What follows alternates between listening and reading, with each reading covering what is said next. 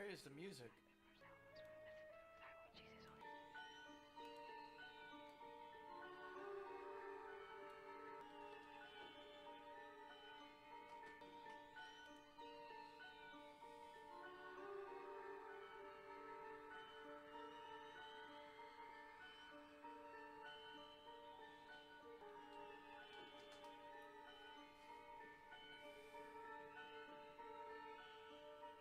Alright, this story is going to be called Kermit the Frog and the Ballad of Big...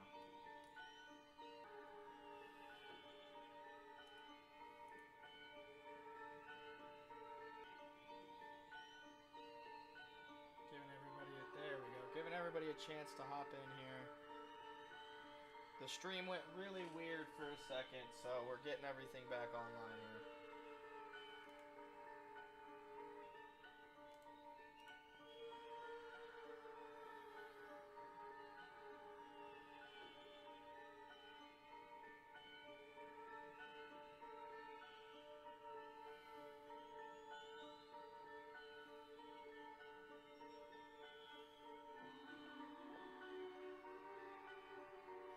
Here we go.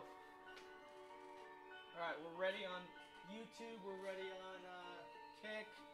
We got people watching on Twitch. We got a couple of the people back. We're back. We had a quick misfortunate event that happened with the live stream, but we don't even need to talk about it. This is our first story into the late night series with the refresh stream.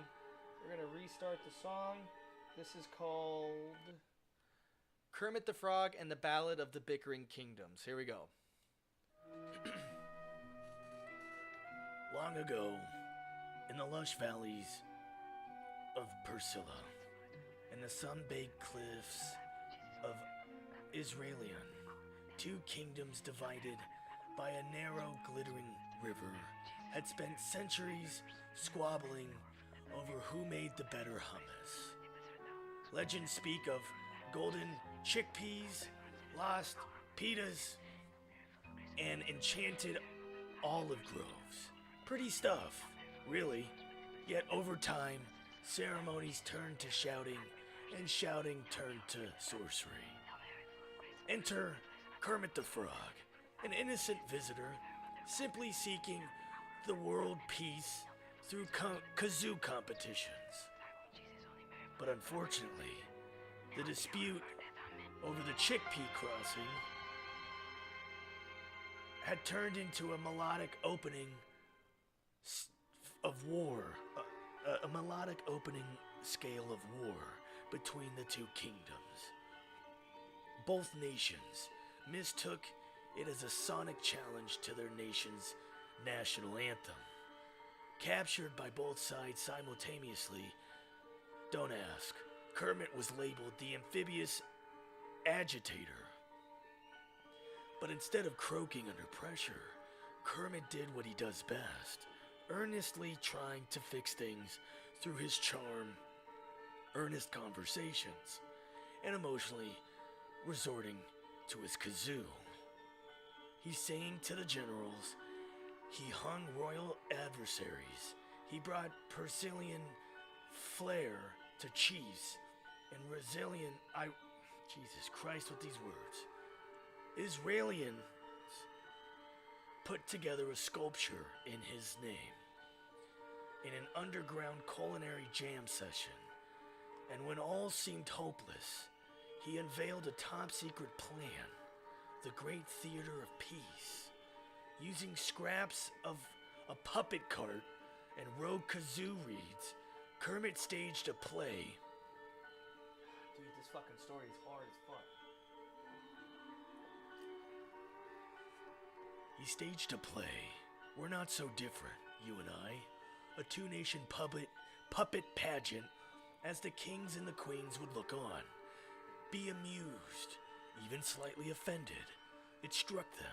The puppet version of themselves looked ridiculous. It even looked kind of adorable. Tears were shed, laughter echoed.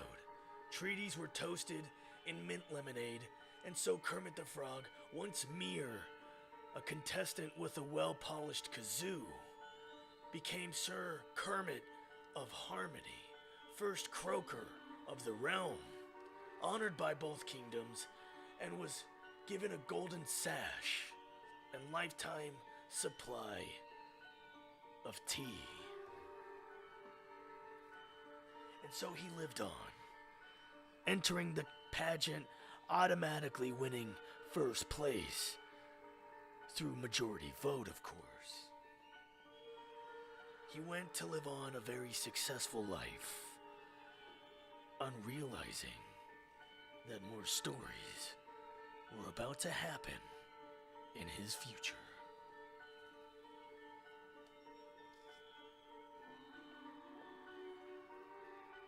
That was a hard fucking story to say, dude. Damn.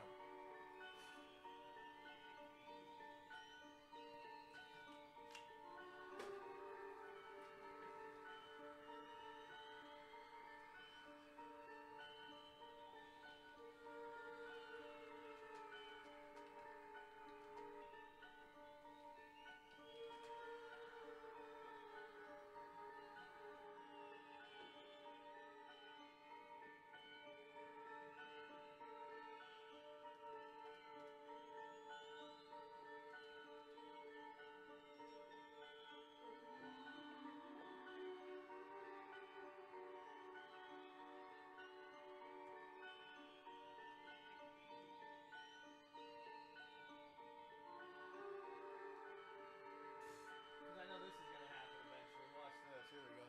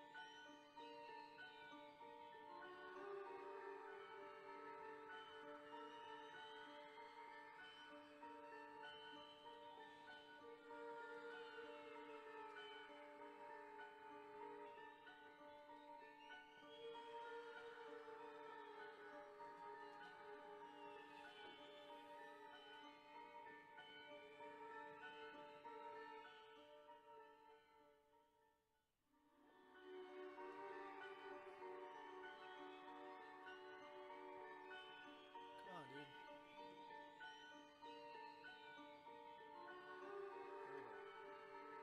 we go. Next song, next song. Can I get a next song?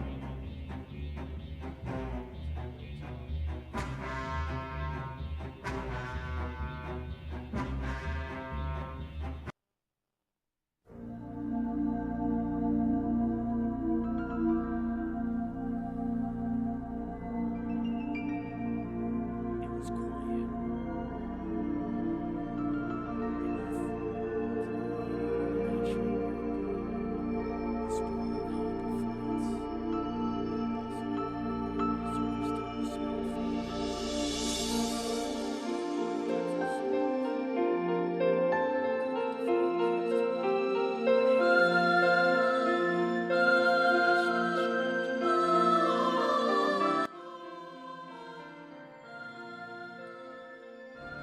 I didn't come here looking for conspiracies. I just want to surprise Miss Piggy with an airline ticket and a kazoo solo at 3,000 feet. But then I hear the frogs weren't chirping. And the lily pad besides gates. And frogs don't hiss, do they? A figure steps into view. A nervous TSA janitor with wild hair and an armful of blueprints. It's Morty! You're not supposed to be here. Oh, wait, I can't do a Morty off the spot. You're the frog they call Green Light. Green Lightning, aren't you? Modestly, I've been called worse. There's a device hidden in the Terminal D vending vault. I overheard them code words like Skyfall, Decoy Jet, and something called Project Rook. It's bad, Kermit. It's really, really bad. Kermit adjusts his banjo strap solemnly. Well, then, I guess it's time to stop it then. For the frogs, for the passengers, and for the in-flight snacks. Alarms blink silently. Liars snake across boxes of peanut M&Ms, and a mysterious briefcase hums in the shadows. Okay. Just like Ralph taught me. Steady fingers, quiet soul. Suddenly the door slams open. A hulking figure enters, Agent Talon. Head of the rogue plot, clad in leather, and clutching a kazoo of doom.